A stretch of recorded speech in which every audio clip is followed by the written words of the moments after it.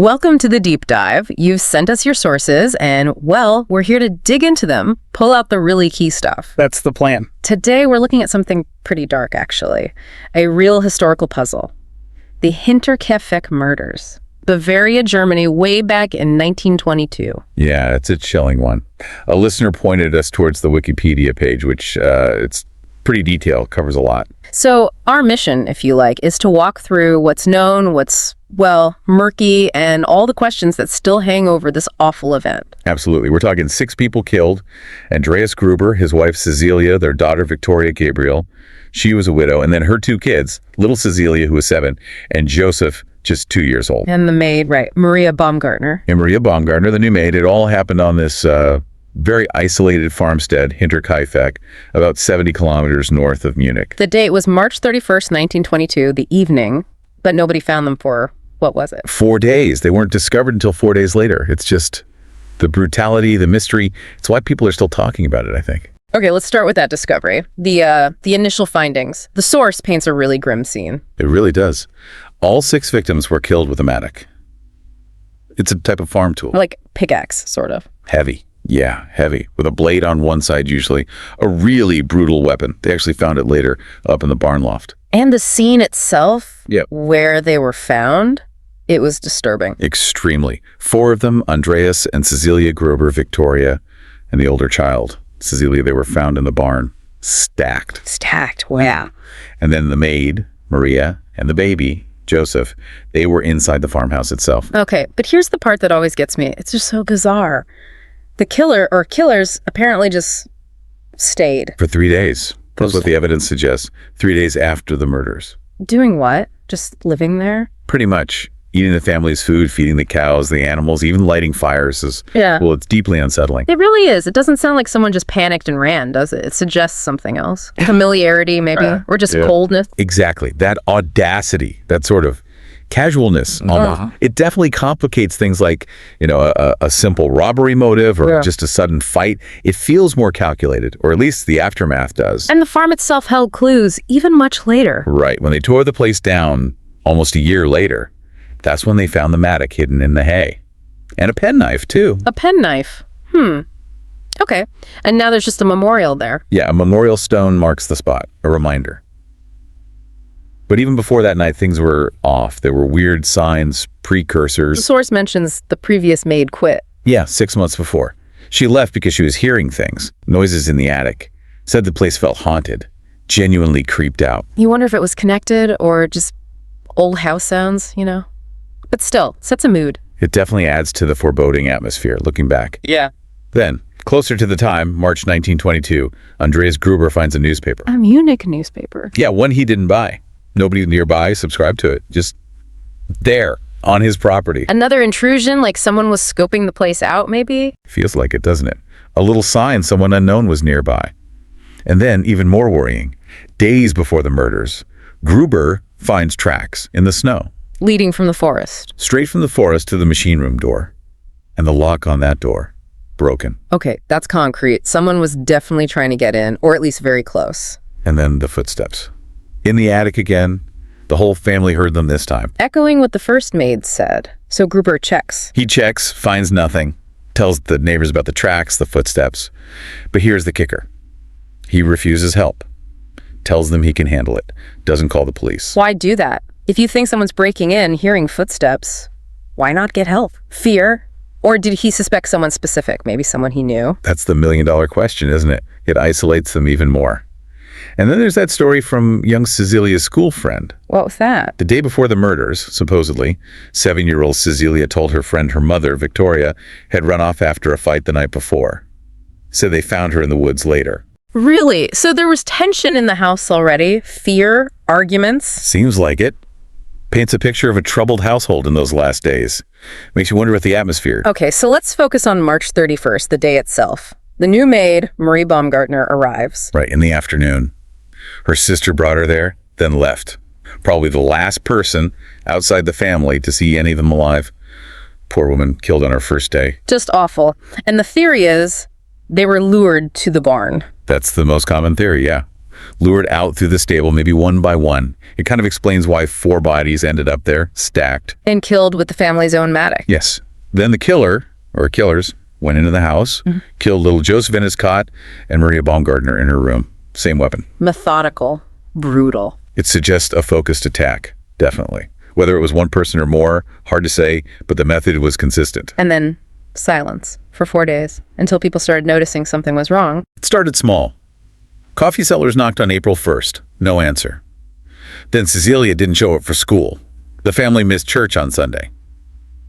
In a small community like that. People notice that stuff. They do. Then on Tuesday, April 4th, this mechanic, Albert Hoffner, shows up. To fix an engine. Yeah. He's there for hours.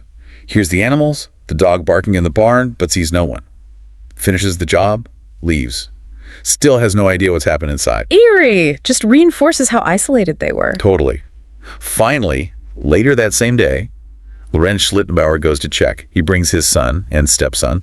Doesn't find them at first. So he comes back. Comes back later with 2 other men, Michael Pohl and Jacob Sigel. And that's when they find them. First in the barn, Right. inside a house. And the scene, according to the source, was chaos afterwards. Oh, completely. No. By today's standards, anyway. The investigation was just hampered from the start. Loads of people trampling through, contaminating everything. Moving bodies. Eating in the kitchen. Seriously. Sounds unbelievable, but yeah. Moving bodies, touching things. People were even having snacks in the kitchen. It really compromised the scene. What a mess. So forensics were limited anyway, but this made it worse. Absolutely. Autopsies confirmed the Matic was the weapon. And that heartbreaking detail about young Cecilia. She was alive for hours. Yeah, evidence suggested she'd torn out clumps of her own hair. Must have been terrifying. They sent the skulls to Munich for more tests. And robbery was ruled out. Pretty quickly. They found a good amount of cash untouched in the house. Okay. So not a simple theft gone wrong. Which brings us back to the perpetrator staying there, feeding the cattle, eating their food, even butchering meat from the pantry. It's one of the most bizarre parts. What does that mean? It just deepens the mystery. And this botched investigation, well, it just added to all the inconsistencies and odd events surrounding the case. Like the theory about luring them to the barn with noise. You mentioned that's questionable. It is. Because later analysis suggested you couldn't actually hear screams from the barn inside the house. Ah, so if someone screamed out there... The people inside might not have heard. Which kind of undermines the idea they were all lured out by some commotion. It suggests maybe something more deliberate. Deception, perhaps. Makes sense. Then there was that other weird sighting. The night after the murders. Michael Plockel. Right, the artisan. Yeah. He's passing by 3 days before the bodies are found, sees the oven has been lit. Someone blinds him with a lantern. Blinds. Momentarily, yeah.